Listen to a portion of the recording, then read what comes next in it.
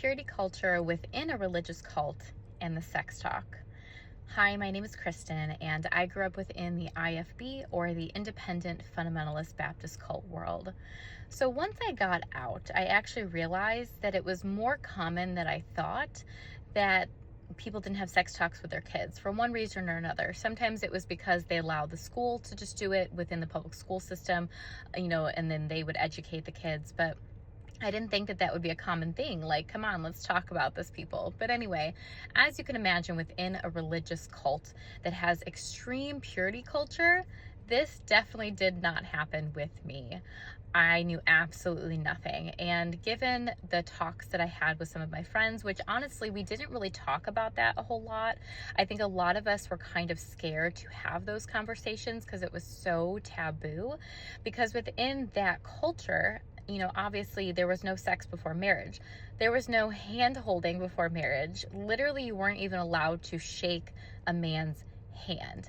So therefore, obviously nothing else was allowed. So a lot of us were kind of scared to talk about it, but none of us knew what it was. None of us had any idea of the mechanics. We knew that obviously there were children, but how that came to be, no clue. And I definitely never had those conversations in my home.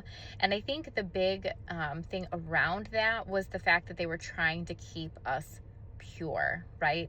They didn't want things infiltrating our mind. They didn't want us, anything that was considered dirty, I guess, or sexual was of the devil. So therefore it was equated to, if we talked about that before we were obviously married, then we were doing things that were sinful and evil. So obviously getting out of that culture and being able to figure out what that looks like in sexuality, and that's a whole other topic, obviously, because in that religion with purity culture, anything outside of marriage is deemed evil and sinful. And even within marriage, it was really preached about for the man's, what they had for gratification, and not really the women's. But again, they didn't even really talk about that a whole lot either.